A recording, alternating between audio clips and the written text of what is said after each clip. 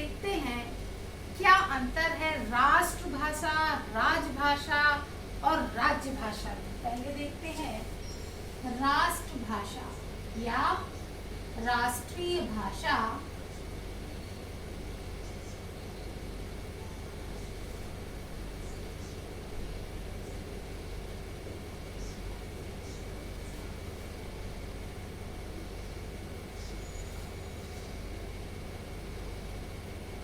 या national language, राष्ट्रीय भाषा।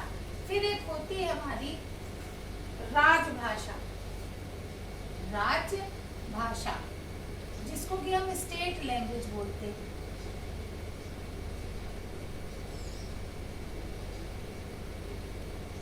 फिर एक होती है राजभाषा। क्या फर्क है इन सब में?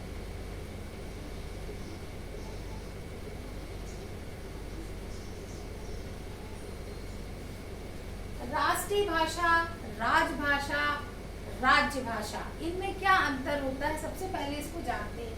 देखिए, राष्ट्रीय भाषा का मतलब होता है देश की सबसे लोकप्रिय भाषा। देश की सबसे लोकप्रिय भाषा जो होती है उसे कहा जाता है, ये हमारी राष्ट्रीय भाषा। इसका मतलब है देश की लोकप्रिय भाषा, देश की लोकप्रिय भाषा, लोकप्रिय भाषा। अब भारत की अगर हम देखें तो सबसे लोकप्रिय भाषा क्या है?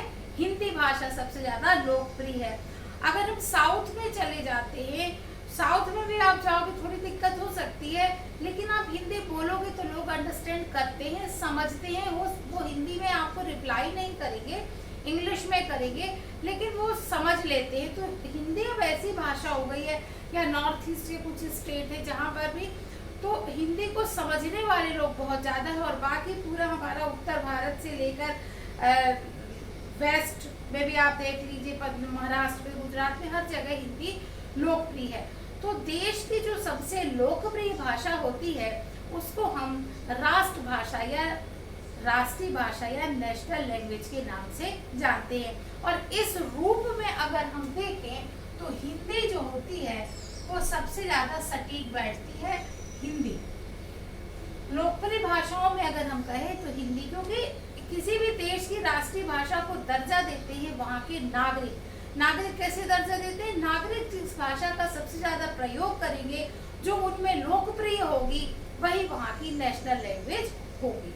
तो जैसे पाकिस्तान की उर्दू है, ठीक है। तो इस तरीके से जिस भाषा, भले वो लोग पंजाबी ज्यादा बोलते हैं, लेकिन जो है वहाँ की राष्ट्रीय भाषा जो है उर्दू है, उर्दू का प्रयोग होता है। अब एक होती है हमारी राज्य भाषा। राज्य भाषा यानी कि स्टेट लैंग्वेज। राज्य, भारत बहुत सारे राज्य हैं भारत में, तो राज्यों की लोकप्रिय भाषा या किसी भी राज्य की जो लोकप्रिय भाषा है, राज्य की लोकप्रिय भाषा जो है उसको हम क्या कहते हैं? राज्य भाषा। राज्य और राज में फर्क है, ध्यान रखिएगा। राज्यों की लोकप्रिय भाषा को कहा जाता है राज्य भाषा। भारत में डाइवर्सिटी यानी विविधता भाषाओं को लेकर भी बहुत ज्यादा थी, इसलिए संविधान निर्माताओं ने बड़े अच्छे से वेल प्रूफ एक प्लान बना के बोला कि भाई राज्यों को अपनी भाषा का प्रयोग करने का अधिकार दिया जाता है, हर राज्य अपनी भाषा का प्रयोग करेगा। तो राज्यों की लोकप्रिय, पंजाब की पंजाबी, गुजरात की गुजराती, राजस्थान की राजस्थानी, तो इस तरीके से, और बंगाल की बंगाली। तो राज्यों की जो लोकप्रिय भाषा होती है उसको राज्य भाषा कहा जाता है, ठीक है। अब आती है बात राजभाषा की। राजभाषा इट मीन्स ऑफिशियल लैंग्वेज। राजभाषा,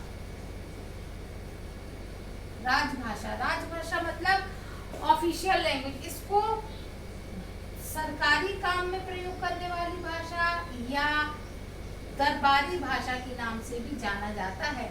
अगर आपसे क्वेश्चन पूछा जाए दरबारी भाषा भारत की कौन सी, तो कंफ्यूज मत हो जाइएगा। जो राजभाषा की बात हो रही है वही हमारी दरबारी भाषा है, हालांकि ये शब्द बहुत कम यूज किया जाता है। तो भारत में राजभाषा, अब देखिए अगर हम हिंदी को राजभाषा यानी सरकारी काम जिस भाषा में प्रयोग किए जाएंगे और सरकारी कामों में जो भाषा प्रयोग की जाएगी उसको हम कहते हैं राजभाषा, यानी राजकाज के काम में प्रयोग की जाने वाली, सरकारी कामों में प्रयोग की जाने वाली भाषा। तो यहाँ पे ये भाषा है हमारी हिंदी। और इंग्लिश जो है ये इसकी सहायक भाषा है। इंग्लिश जो है इसकी सहायक भाषा है। तो भारत की जो ऑफिशियल लैंग्वेज है वो क्या है? हिंदी। अब कुछ राज्य ऐसे हैं जिनको ये छूट दी गई है संविधान के द्वारा कि वो राजभाषा में अपनी राज्य भाषा का प्रयोग भी कर सकते हैं। भाई एक फॉर्म उन्होंने हिंदी में दिया, इंग्लिश में भी दिया, सहायक भाषा वो भी है, और वो अपनी राज्य भाषा यानी पंजाब में पंजाब से लिखा, जैसे बंगाल है, बंगाल की राजभाषा बंगाली है, लेकिन उनकी राज्य भाषा और राजभाषा दोनों बंगाली है। तो वो अपने जो सरकारी काम है वो उसमें भी करेंगे। वहाँ पर दो सहायक भाषा बन जाती है, हिंदी वहाँ पर सहायक भाषा बन जाती है और इंग्लिश तो सहायक भाषा है ही। तो इस तरीके से राज्यों को संविधान ये छूट देता है कि वो राज्य भाषाओं को राजभाषा के रूप में प्रयोग कर सकते हैं। एक्सेप्शन से कुछ नोट करिएगा, जैसे नागालैंड की जो राज्य भाषा है वो इंग्लिश है और राजभाषा तो हमारी है ही, तो उनकी इंग्लिश है राज्य भाषा। मेघालय की भी राज्य भाषा इंग्लिश है। तो ये हमें याद रखना है कि कुछ राज्य ऐसे हैं जिनमें राज्य भाषा और राजभाषा दोनों हिंदी है, और कुछ में ऐसे जो उनको बोलने में तो राजभाषा का प्रयोग करते हैं लेकिन ऑफिस में जाते ही वो हिंदी में काम करने लगते हैं। जैसे राजस्थान में राजस्थानी बोली जाती है लेकिन राजस्थानी में वो कोई फॉर्म फिल नहीं करेंगे, वो वहाँ जाएंगे तो हिंदी या इंग्लिश में ही कोई सरकारी काम करेंगे। तो राज्य भाषा और राजभाषा का अंतर आप यहाँ से समझिए कि अगर हम हिंदी को जो हमारी राष्ट्रीय भाषा है, हिंदी जो हमारी लोकप्रिय भाषा है, उसको अगर हम राष्ट्रीय भाषा का दर्जा दे देते तो हमारे जो नॉर्थ ईस्ट और हमारे साउथ इंडिया के जो लोग हैं वो क्या करते, वो विरोध में खड़े हो जाते कि भाई हमारी जो भाषा है, जैसे उड़िया हुई, तमिल हुई, तेलुगु हुई, मलयाली हुई, ये भाषा कन्नड़ हुई, ये हमारी भाषा हिंदी से भी प्राचीन भाषाएं हैं।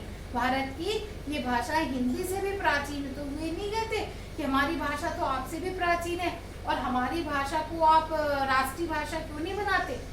इसलिए इन सब चीजों से बचते हुए हमारे संविधान ने किसी भी भाषा को संवैधानिक तौर पर राष्ट्रीय भाषा घोषित नहीं किया है। राष्ट्रीय भाषा संवैधानिक शब्द नहीं है। राष्ट्रीय भाषा संविधान में हिंदी को कहीं घोषित नहीं किया गया है। ये एक लोकप्रिय भाषा है हिंदी। भारत में हम हिंदी भाषी लोग ज्यादा है, यहाँ पर नागरिकों ने इसको लोकप्रिय बना के इसको राष्ट्रीय भाषा का दर्जा दे दिया है। संविधान में कहीं पर भी ये मेंशन नहीं है। अगर आपको ऑप्शन आता है कि भारत की हिंदी क्या है, राष्ट्रभाषा, राज्य भाषा या राजभाषा, तो आप लोग तो फट से टिक करोगे। आपको राष्ट्रभाषा टिक करने में 1 सेकंड का भी समय नहीं लगेगा। लेकिन आपको यहाँ ध्यान रखना है संविधान ने राष्ट्रीय भाषा हिंदी को घोषित नहीं किया है। तो हिंदी फिर क्या है, हिंदी की स्थिति क्या है? ये राजभाषा। तो आप यहाँ पर टिक क्या लगा के आओगे? राजभाषा।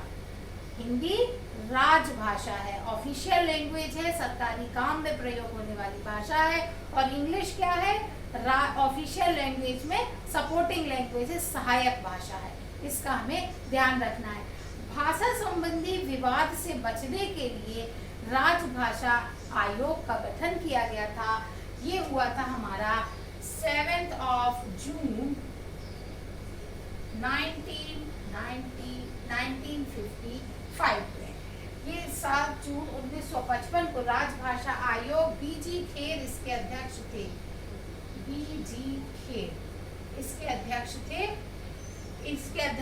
इनकी अध्यक्षता में ये आयोग बना था और हिंदी को राष्ट्रभाषा का दर्जा दिया गया। तो अब आप बोलेंगे कि हिंदी की स्थिति क्या है? तो हिंदी हमारी राजभाषा है, ये ठीक है।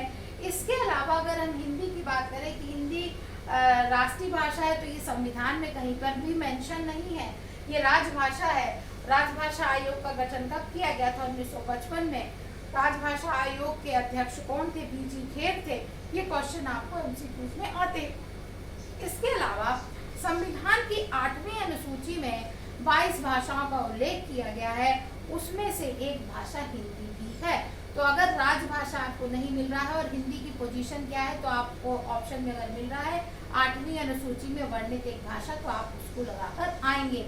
लेकिन राष्ट्रीय भाषा आप कहीं पर भी टिक कर नहीं आएंगे। बार बार रिपीट कर रही हूँ कि संविधान में हिंदी को राष्ट्रभाषा का दर्जा नहीं दिया गया है, ऑफिशियल लैंग्वेज यानी राजभाषा दी गई है। तो उम्मीद है आपको राष्ट्रीय भाषा, राज्य भाषा, स्टेट लैंग्वेज, नेशनल लैंग्वेज और ऑफिशियल लैंग्वेज में डिफरेंस समझ में आया होगा।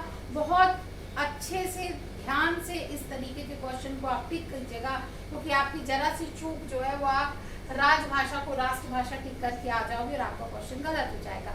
तो इस तरीके से हमें अपने क्वेश्चंस सॉल्व करने हैं और इन भाषा की जो पोजीशन है इसके डिफरेंस को हमें समझना है। उम्मीद करते हैं आपको समझ में आया होगा। कोई क्वेरी हो तो आप मुझे कमेंट बॉक्स में जाकर क्वेश्चन कर सकते हैं। आप इसका स्क्रीनशॉट ले लीजिए।